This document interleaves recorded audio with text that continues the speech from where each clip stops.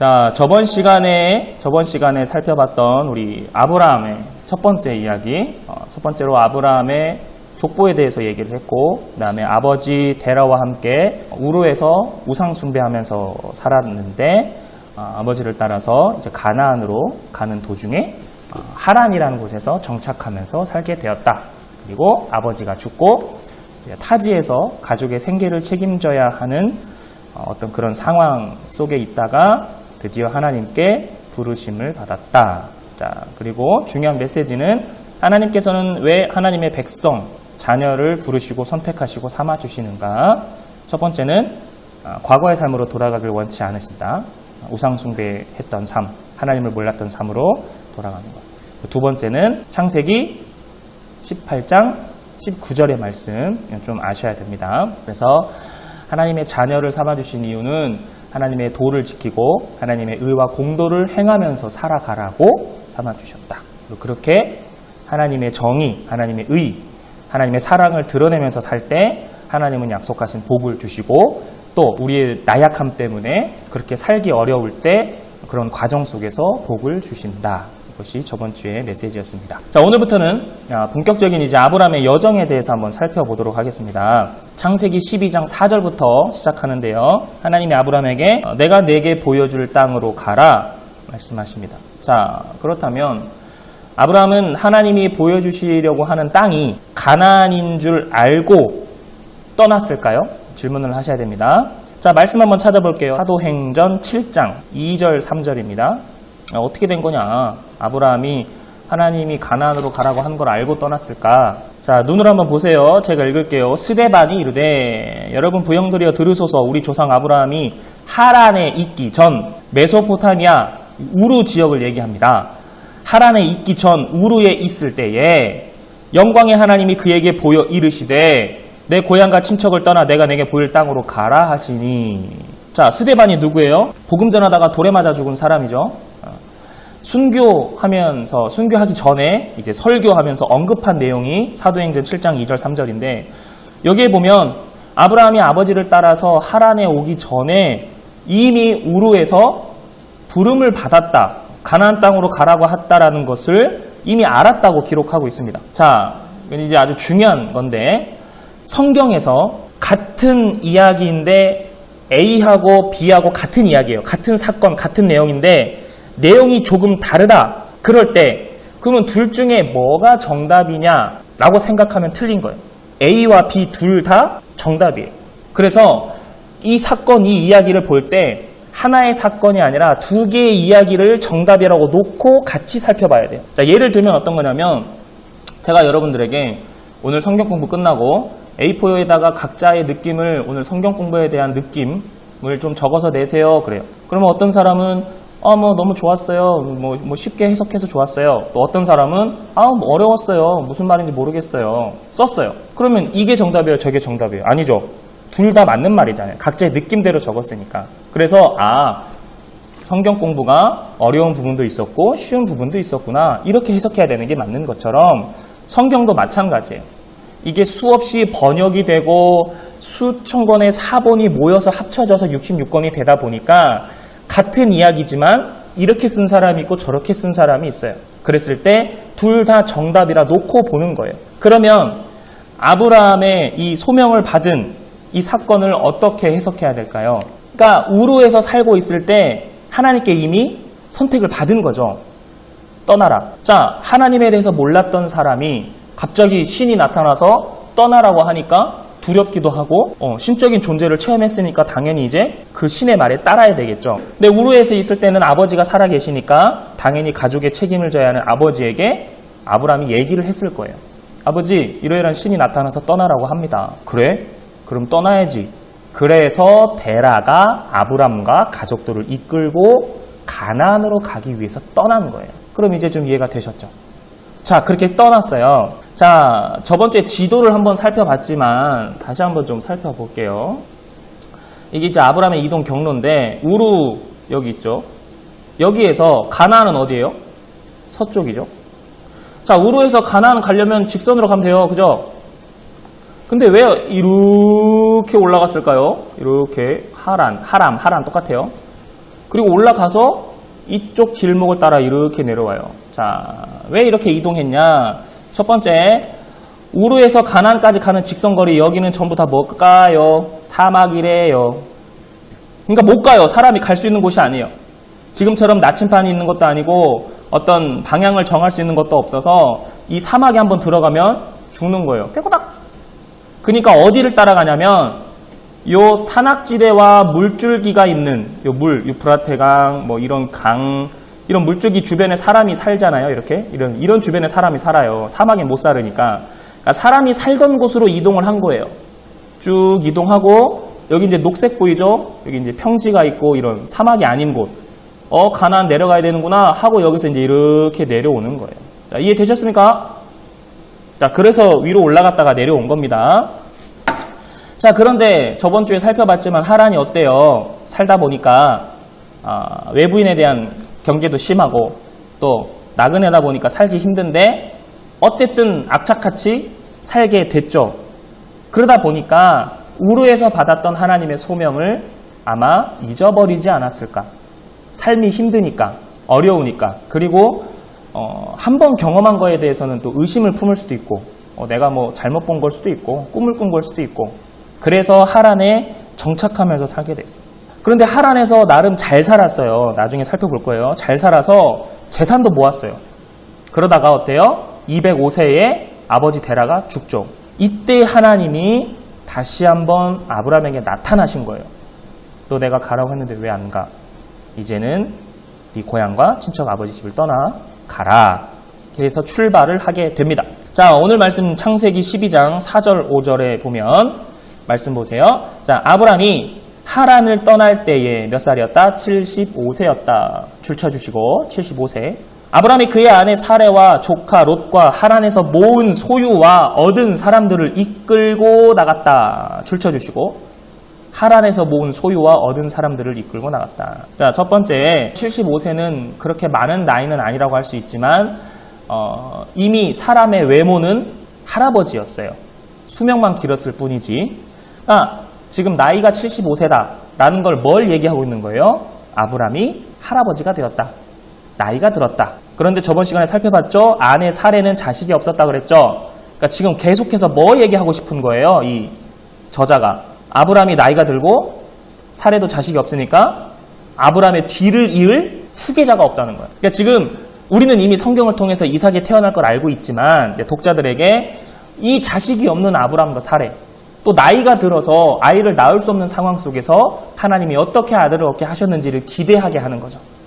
우리 이제 뒷부분을 알고 읽으니까 읽지만 자, 그럼 또 생각해 봅시다. 조카 롯, 하란을 떠나야 하는 이유가 있을까요? 없을까요? 하나님이 롯에게 소명을 준 것도 아니고 아브라함에게 소명을 준 거고 이미 하란에서 재산도 모으고 또 사람들까지 얻었다는 종들이를 의미하거든요. 노예를 부릴 정도로 어느 정도 재산도 있었다는 거예요. 그러면 아브라함하고 사레야만 떠나면 되지 굳이 롯이 떠날 필요가 없었어요. 그런데 아브라함이 데리고 간 거예요. 삼촌이 떠나자 하니까 아직까지는 이제 가장이 아브라함이니까. 그럼 아브라함은 왜 조카 롯을 데리고 떠났냐는 거예요. 여기에 대해서 성서의 학자들 다수가 뭐라 그러냐면 그래서 아브라함이 75세라는 것을 기록한 거예요. 아브라함이 떠나서 어디서 어떻게 살지 모르잖아요. 언제 죽을지도 모르니까 자기의 뒤를 이을 후계자로 롯을 데리고 그래서 롯을 데리고 떠난 거예요. 후계자를 삼기 위해서. 당시에 아들이 없고 대가 끊기는 거는 가문의 최대 수치잖아요. 아들이 없는 상태에서 나이가 들어서 이대로 가면은 후계자가 없으니까 그래서 롯을 데리고 떠난 거다. 자, 5절에 보면 아까 줄친 거 하란에서 모은 모든 소유와 얻은 사람들을 이끌었고 나갔다. 재산은 어느 정도 모았다. 잘 정착했다. 힘든 삶이었지만 경제적으로 어느 정도 안정되었다. 알 수 있고. 자, 6절에 보면 아브라함이 그 땅, 가나안 땅입니다. 아까 지도에서 봤지만 가나안은 어떤 딱 특정한 게 아니라 어떤 지역을 전체 통틀어서 가나안 땅이라고 하는 거예요. 그 땅을 지나 세겜 땅 모래 상수리 나무에 이르니 그때에 가나안 사람이 그 땅에 이미 거주하고 있었더라. 그러니까 가나안 땅에 도착했는데 토착민들이 있었다는 거죠. 가나안 사람들이 있었다. 자, 그럼 뭘 유추할 수 있어요? 또다시 아브라함은 나그네가 되는 거고 또 이미 정착한 사람들한테는 아브라함의 존재가 경계심의 대상이 됐다. 그러다 보니까 아브라함이 한 곳에 정착할 수가 없는 거예요. 가나안 사람들이 살고 있으니까. 그래서 계속 유랑 생활, 떠돌이 생활을 하게 됩니다. 자, 그러면 아브라함이 한 곳에 정착하지 못하고 계속 유랑 생활을 하게 된 이유가 뭘까? 첫 번째는 이 토착민들에 의한 외부인에 대한 강한 경계심 때문에 계속 이동했을 거고, 두 번째는 하나님이 가나안 땅에 가라고 했어요. 좋아요. 그래서 가나안 땅에 왔어요. 오긴 왔는데 이 넓은 가나안 땅에서 어떤 지역이 하나님이 보여준 땅인지를 모르죠. 하나님이 너 대한민국에 가 해서 대한민국에 왔는데 어떤 도시에서 자기가 살아야 되는지를 모르는 거예요. 그러니까 이곳도 가보고 저곳도 가보고 이제 뭐 세겜도 가고 네겜도 가고 막 왔다 갔다 합니다. 그래서 보여줄 땅이 어딘지를 정확히 모르니까 계속 유랑 생활을 하다가, 그래서 9절에 보면 뭐라 그래요? 점점 남쪽으로 옮겨갔더라 그래요. 남쪽으로 옮겨갑니다. 자, 남쪽으로 옮겨가는 와중에 10절에 보니까 그 땅에, 가나안 땅에 기근이 들었으므로 아브라함이, 자, 줄칩니다. 애굽에 거류하려고 내려갔다 그래요. 애굽에 뭐 하러 내려갔대요? 거류하려고. 이 거류라는 단어 앞에서 한번 봤죠? 우르를 떠나 하란에 갔을 때 하란에 거류하더니, 그죠? 이 거류라는 말 정착, 눌러 살겠다는 거예요. 그러니까 아브라함이 애굽에 내려간 이유, 우리는 그냥 기근 때문에 기근을 피해서 내려갔다고 알고 있지만 성경에 보면 거류, 살려고 내려간 거예요. 그러니까 어떻게 보면 기근 때문에 잠시 머물려고 갔던 게 아니라 어떻게 보면 하란에서처럼 하나님이 보여주는 땅이 애굽일 수도 있겠구나 하고 애굽에 정착하고 살려고 내려가는 걸로 볼 수 있죠. 그러니까 하나님이 아브라함에 보여준 땅이 애굽이라고 착각했을 수도 있다라는 거예요. 자, 이제 그러면 새로운 땅 애굽이 나옵니다. 자, 애굽, 이집트 살펴볼게요. 애굽은 당시에 천하무적, 유아독존, 세계 제1강대국. 나일강 때문에 땅이 굉장히 기름진 땅. 농사를 짓기만 하면 무조건 풍족한 삶. 자, 다시 한번 사진 한번 볼까요? 이게 지금 나일강이죠. 나일강의 삼각주, 뭐 다 알다시피 나일강. 삼각주는 굉장히 기름진 땅. 그리고 나일강이 계속 있어서 뭐 이 근처는 다 애굽은 그냥 먹을 것이 넘쳐나는 땅이에요. 그러니까 자원이 풍족하기 때문에 당시에는 족속, 민족 문화였지만 애굽은 이미 나라가 있었고 왕이 있었고 군대가 있었다. 또 역사서를 보면 이 나일강이 범람을 한대요. 우기 때. 근데 범람을 하면 농사가 다 망하겠죠? 근데 범람하는 시기, 주기가 굉장히 일정하대요. 그러니까 이 농사꾼들이 이때쯤 범람하겠구나, 이때쯤이면 다시 들어가겠구나를 너무 잘 알아서 거의 농사에 피해가 없을 정도로, 그러니까 물이 풍족하니까 오히려 농사를 더 잘했던 그런 땅이 바로 애굽 땅이라는 거예요. 제가 이렇게 역사적인 얘기를 하는 거는 제 소리가 아니라 그 요세푸스라고 하는 역사 책을 다 근거로 얘기하는 겁니다. 유대인, 그리고 이때 당시에 가장 지금 세계적으로 권위 있는 역사책이 요세푸스거든요. 그거를 읽고 얘기하는 거니까 그냥 들으시고 믿으셔도 됩니다. 그러니까 이런 풍족함 때문에 애굽이 강대국이 될 수밖에 없었던 거예요. 자, 하란을 떠나서 이제 여정을 시작한 아브라함의 첫 번째 사건이 드디어 일어납니다. 자, 저는 주제를 이렇게 정하고 싶어요. 이 이야기를 통해서 애굽에 정착하며 살려고 내려간 아브람, 애굽에서 쫓겨나다. 왜? 아내를 누이라고 속여서 이렇게 제목을 한번 정해봤어요. 자, 11절, 12절, 13절로 내려옵니다. 그가 애굽에 가까이 이르렀을 때에, 아브람이 애굽에 가까이 이르렀을 때에 그의 아내 사라에게 말하되 너 너무 이뻐, 너 너무 아름다워. 그래서 애굽 사람이 볼 때에 너를 내 아내라고 하면 남편을 죽이고 너를 데려갈 것 같아. 그러니까 제발 좀 원하건대, 그죠? 원하건대 제발 좀 너를 내 여동생이라고 좀 해줘. 그러면 내가 너 때문에 살 것 같아. 남편이 아내에게 하는 말이에요. 지 살려고. 굉장히 쪼잔해 보이지만 이해는 가요. 죽을 수도 있으니까 이해는 갑니다. 아브람은 이해하셔야 돼요. 아브람 쪼잔하다고 생각하면 안 돼요. 여자분들 목숨 걸고 있는 거예요 지금. 그런데 11절, 12절, 13절을 통해서 우리가 알 수 있는 아브람의 성격 어떤 것 같아요? 어쨌든 뭐 이해는 되지만 뭐 다른 전략을 짤 수도 있잖아요. 그런데 대놓고 자기 아내한테 이런 말을 했다. 아브람의 성격이 어때요? 굉장히 겁도 많고 자기만 살려고 하는, 아내는 죽을 수도 있잖아. 강간당할 수도 있잖아. 데려가서 죽을 수도 있잖아. 자기는 살려고 하는 어떤 이기주의. 그리고 하나님이 약속을 했잖아요. 내가 너에게 복을 준다. 너 때문에 큰 민족을 이룰 수 있다. 이렇게 약속을 했는데 하나님의 약속을 못 믿는, 믿음이 없는, 제가 저번 주에 얘기했죠. 아브라함 믿음 개뿔도 없었다고. 봐봐요. 믿음 없잖아요.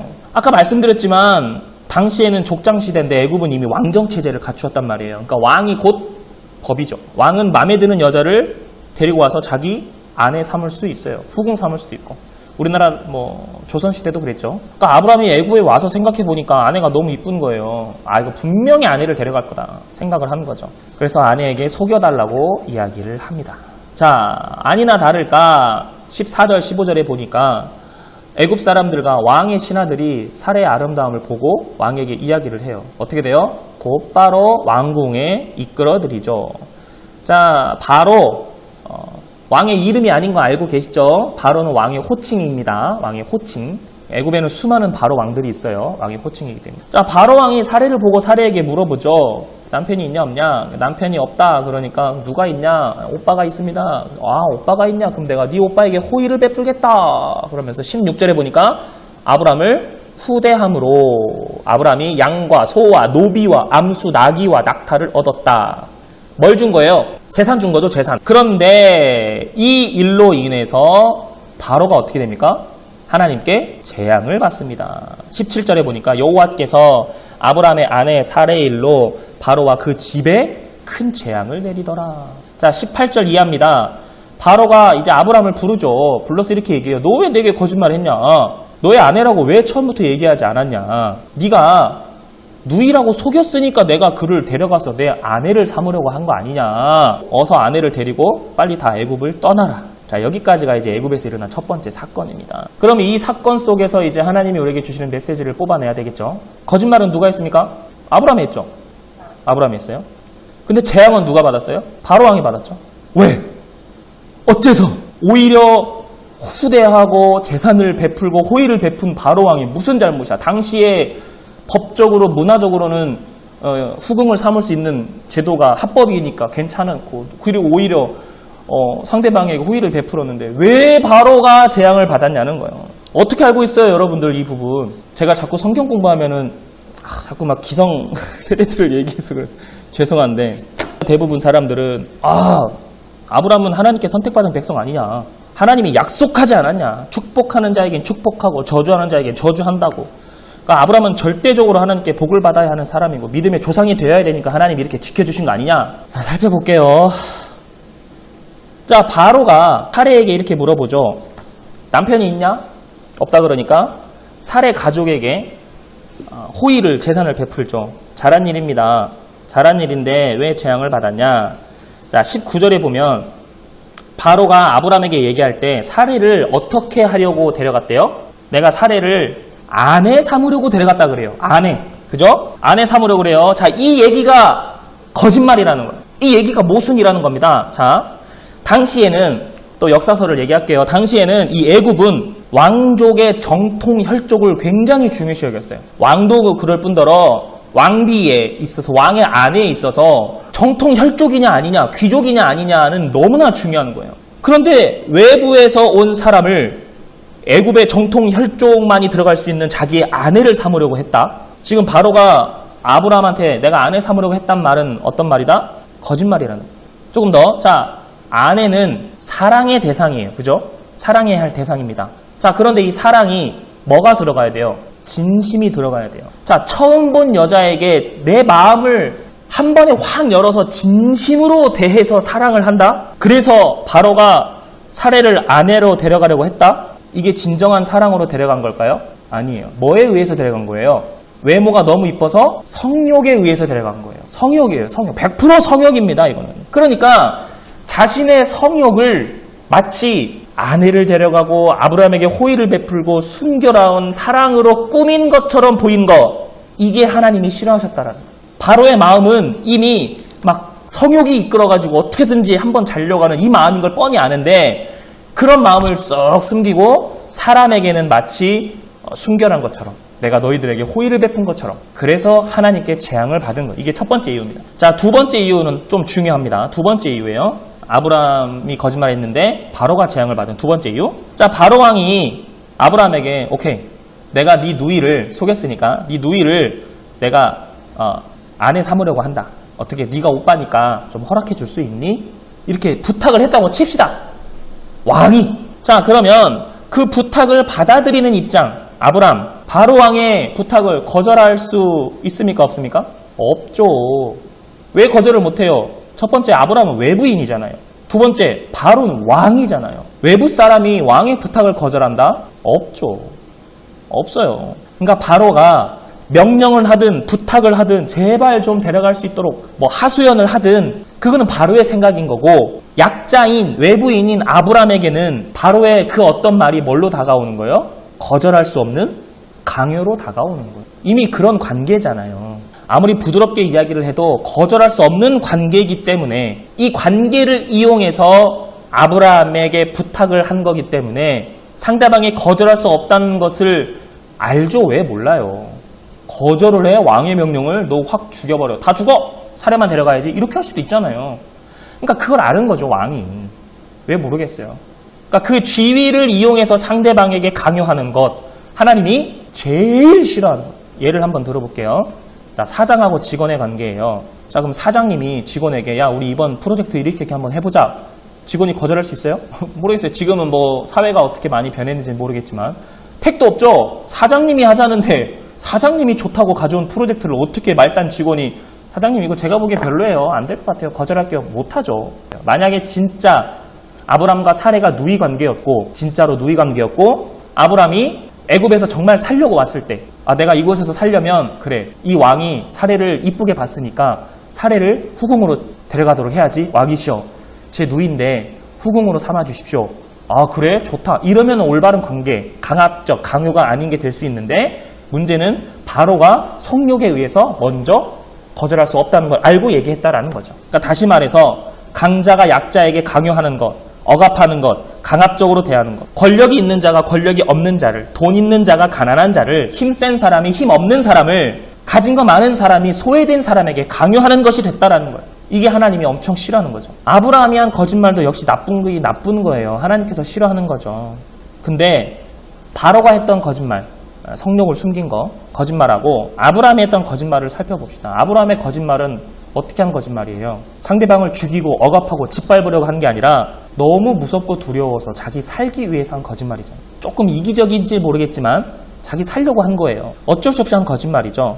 물론 이 거짓말이 정당화될 수는 없지만 중요한 건 하나님이 아브라함의 거짓말은 어떻게 보신 거예요? 불쌍하게 본 거예요. 그래, 네가 오죽하면 살려고 그랬겠니? 불쌍하게 보신 거고. 바로의 마음은 어떻게 보신 거예요? 악하게 보신 거죠. 악하게 본 거.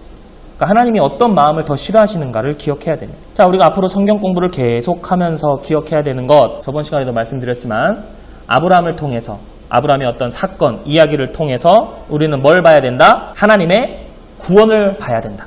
그리고 아브라함이란 사람, 또 어떤 사건을 통해서 아브라함의 믿음을 어떻게 성숙시켜 나가시는지 하나님의 역사를 봐야 된다. 오늘 사건도 마찬가지예요. 하나의 사건이지만 하나님의 어떤 전체적인 역사적인 걸로 본다면 첫 번째, 아브라함은 하나님께서 보여줄 땅이 애굽이라고 착각해서 애굽에서 거류하려고 내려갔어요. 그런데 하나님이 어떤 사건을 통해서 아브라함에게 알려주신 거예요. 그리고 애굽에서 나갈 수 있도록 도와주신 거죠. 쫓겨날 수 있도록. 왜? 아브라함은 애굽이 너무 좋았으니까. 어떤 사건을 통해서 쫓겨나지 않으면 얘가 여기에 정착하겠구나. 그래서 사건을 만드신 거죠. 근데 이 사건을 보니까 아브라함이 아내를 속인 거고, 사건 속에서 보니까 이놈의 바로 왕이 마음이 너무 악했던 거고, 아브라함의 마음은 조금 긍휼히 여겼던 거죠. 그래서 아브라함은 오히려 애굽에서 정착하며 살려고 했지만 하나님은 이 역사를 통해서 아브라함을 애굽에서 나오게 하셨다. 이거를 전체적으로 볼 수 있어야 돼요. 사건 속에서는 하나님의 메시지를 뽑아내지만 이제 성경 공부 전체적인 흐름에서는 이 역사적인 흐름을 알아야 돼요.